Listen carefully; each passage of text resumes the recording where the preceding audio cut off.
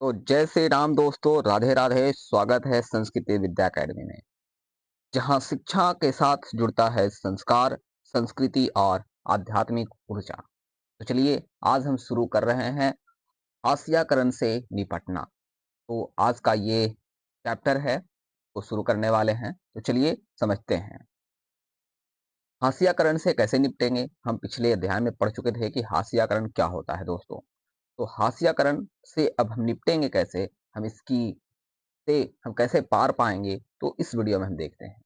तो इसमें यह है कि देखिए, कह रहा है कि पिछले अध्याय में हमने 2 अलग-अलग समूहों और असमानता और भेदभाव उनके अनुभवों के बारे में पढ़ा। ठीक है दोस्तों? ये भले ही कम ताकतवर हो, लेकिन उन्होंने अलग-थलग कर दिए जाने या औरों के वर्चस्व का विरोध किया, है ना? भले ही ये कुछ भी हो, अलग-थलग कर दिए गए हों, फिर भी ये अपना जो वर्चस्व इनका था, इनका विरोध किया, जो वर्चस्व अभी तक है, उसको इन्होंने विरोध किया, उससे लड़ा, ठीक है? कह रहा उसने अपनी आवाज़ें उठाई और संघर्ष करते रहे। तो दोस्तों, ये कह रहे हैं, आज भी कर रहे हैं, जो हास्यकरण से जो अलग कर दिए गए हैं, जो जो समाज से अलग कर दिए गए हैं, हास्यकरण हो गए हैं, वो आज भी समाज से लड़ रहे हैं दोस्तों। तो उन्होंने अपने लंबे समय में, लंबे इतिहास में विविध रणनीतियाँ, है ना? विविध रणनीतियाँ के सहारे हालात को बदलने का प्रयास किया, ठीक है? ना? धार्मिक संतावना, सशस्त्र संघर्ष, आत्म परिष्कार और शिक्षा, आर्थिक बेहतरी, अपनी स्थिति में सुधार के लिए उन्होंने तरह-तरह के रास्ते अपनाए। हर प्रकार से इन्होंने अपनी ओर से संघर्ष किया, है ना? धार्मिक संतावना, सशस्त्र संघर्ष, आत्म परिष्कार और शिक्षा और आर्थिक बेहतरी के लिए भी उन्होंने काफ़ी मेहनत किया है, अभी काफ़ी संघर्ष कर रहे हैं दोस्तों।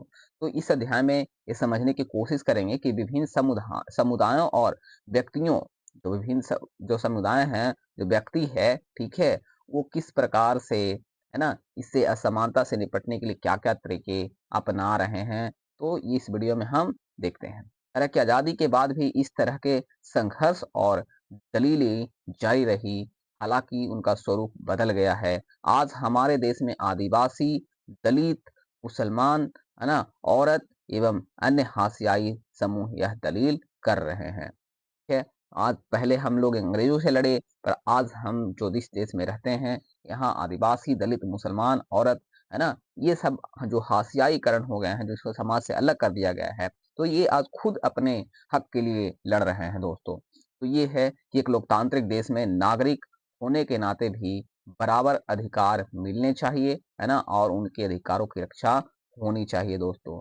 ये बात बताई गई है कि अपना अधिकार को लेने के लिए आपको लड़ना पड़ेगा, है ना? क्योंकि एक यह लोकतांत्रिक देश है और लोकतांत्रिक देश में सभी का अधिकार होता है, यहाँ पे अपना हक माँगने का।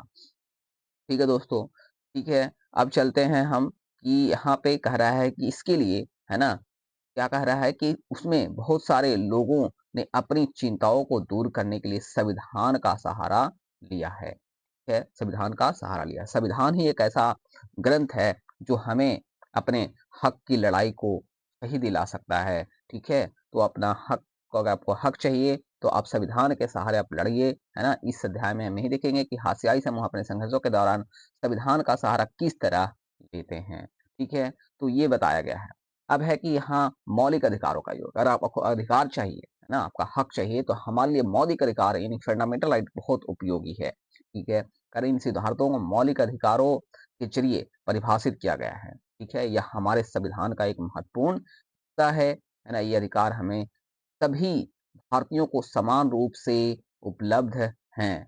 जहाँ तक हाशियाई तबकों की बात है, उन्होंने इन अधिकारों को 2 तरह इस्तेमाल किया है। इस तरह 2 तरह। सबसे पहला है, इन्होंने बताया है कि मौलिक अधिकारों को जोर देकर उन्होंने सरकार को अपने साथ हुए अन्याय पर ध्यान देने के लिए मजबूर किया है। उनके साथ अन्याय हो रहा है, के लिए सरकार को काफ़ी ट्रोल किया है, काफ़ी उन्होंने अपने हक को लड़ने के लिए, अपने माँगने के लिए लड़ाई किया है, ठीक है? तो सरकार जो उनके साथ अन्याय करती है, उनको अपनी सरकार को अपनी ओर आकर्षित किया है ना? तो ये पहला कारण है। दूसरा कारण यह है कि इस बात के लिए दबाव डाला कि सरकार इन कानूनों को लागू करे, है ना?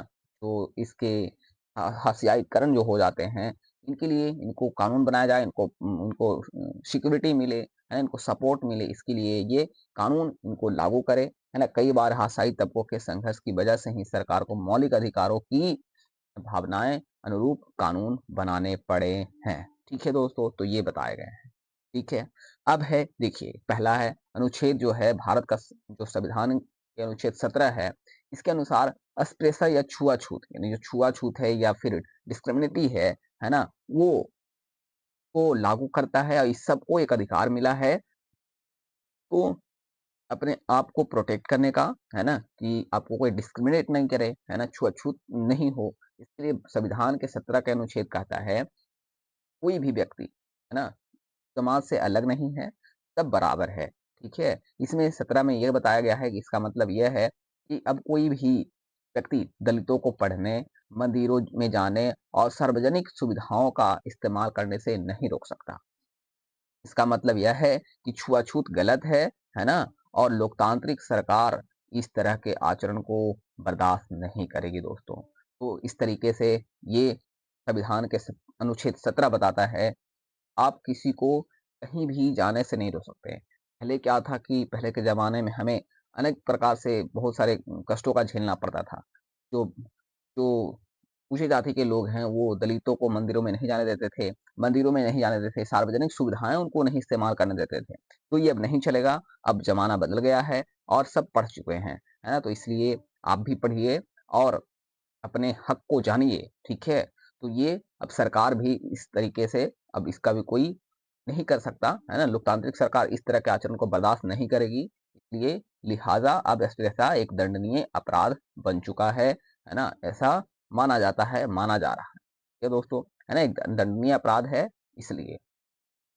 संविधान में दूसरे भी अनुच्छेद हैं जो अस्पृश्यता के खिलाफ है जैसे अनुच्छेद 15 ठीक है इसमें कहा गया है कि भारत के किसी भी नागरिक धर्म नस्ल जाति लिंग जन्म स्थान के आधार पर किसी के साथ में भेदभाव नहीं किया जाएगा ठीक है ये पिछले चैप्टर में हम लोग पिछले अध्याय में पढ़ चुके हैं है ना पिछले क्लास में पढ़ चुके हैं ठीक है आए गए हैं अब कह रहा है कि हाशियाई तबकों के लिए कानून है ना हाशियाई तबके हैं उनके लिए कानून बनाए गए हैं है ना उनको अपने सरकार अपने अधिकारों की रक्षा के लिए नागरिकों की रक्षा के लिए कानून बनाती है ना? जो आपको पता है। लेकिन सरकार केवल इसी तरह कार्रवाई नहीं करती।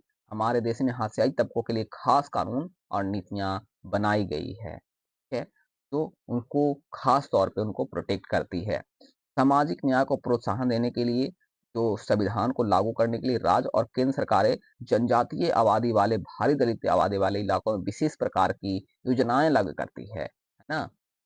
तो खास करके वैसे इलाके हैं जहाँ पे आसियाई लोग रहते हैं, तो वहाँ पे एक विशेष प्रकार की योजनाएँ लागू करती है, ये बताया गया है।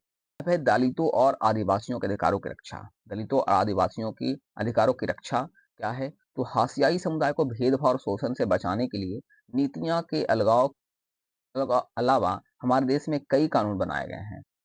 जैसे अनुसूचित जाति एवं जनजाति अत्याचार निवारण अधिनियम 1989 यह एक कानून ऐसा कानून है जो अनुसूचित जाति जो हाशियाईकरण जो जाति है हाशियाकरण लोग हैं उनके लिए प्रोटेक्ट करने का एक कानून है उनको बचाने का उनको अधिकार दिलाने का यह कानून है ना कह रहा है कि जो ये जो एक्ट है ना जो अनुसूचित जाति एवं अनुसूचित जनजाति अत्याचार निवारण अधिनियम 1989 यह खास करके बनाया गया है उन लोगों के लिए जो अनुसूची एवं अनुसूचित जनजाति के दायरे में आते हैं, जो एससी-एसटी जाते हैं, ठीक है?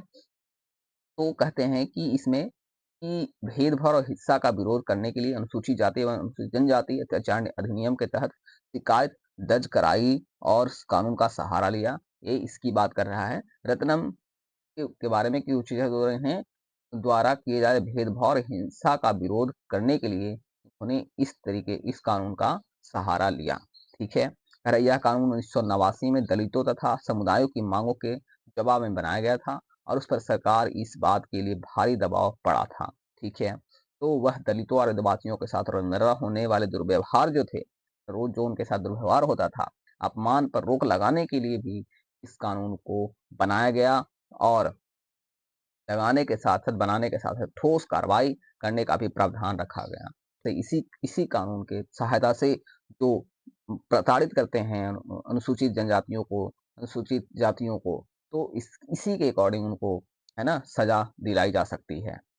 आदिवासियों की मांगे थी 1989 का अधिकार अधिनियम, ठीक है? तो 1989 का अधिनियम एक और वजह से महत्वपूर्ण है। आदिवासी कार्यकर्ता अपनी परंपरागत जमीन पर अपने कब्जे की बहाली के लिए भी इस कानून का सहारा लेते हैं। जैसे आपने पिछले अध्याय में पढ़ा है ना? कि जमीन छोड़ने और जबरन विस्थापन से आदिवासियों को परेशानी होती थी, ठीक है? लोग जबरन इनको जमीन को लोग हथिया लेते थे, है ना? ले लेते थे।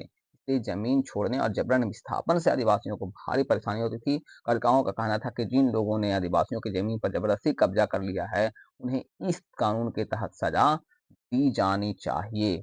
तो ये बात बताई गई है कि जो ऊँचे तबके के लोग होते थे, उनके ज़मीन को हथिया लेते थे, है ना? ज़बरदस्ती ले लेते थे, ना? उन्होंने कहा कि यह कानून भी जनजातीय समुदाय को केवल वही लाभ देता है, जिसका संविधान में आश्वासन दिया गया है। है, तो ये बात बताई गई है। उनका कहना था कि संवैधानिक रूप से आदिवासियों की जमीन को किसी गैर आदिवासी व्यक्ति को नहीं बेचा जा सकता है। जहां ऐसा हुआ वहां संविधान की गरिमा बनाए रखने के लिए उन्हें जमीन वापस मिलनी चाहिए। दोस्तों, ये बताई गई है आदिवासियों की मांगे के अनुसार, है ना? जो अधिनियम 1989 का था उसके अकॉर्डिंग।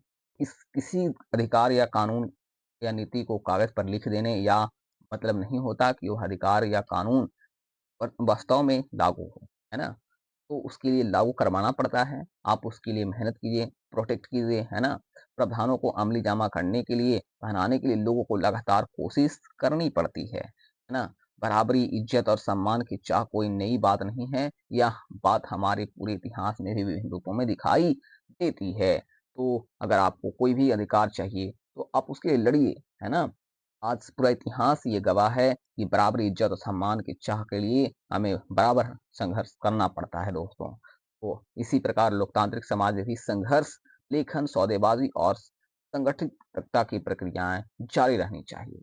दोस्तों, आपको अगर वीडियो अच्छा लगा है तो प्लीज़ वीडियो को लाइक कीजिए, शेयर कीजिए, हमारे चैनल को सब्सक्राइब करना मत भूलिए। चलिए फिर मिलते हैं अगले वीडियो में, तब तक के लिए धन्यवाद। जय हिंद, जय श्री राम, राधे राधे।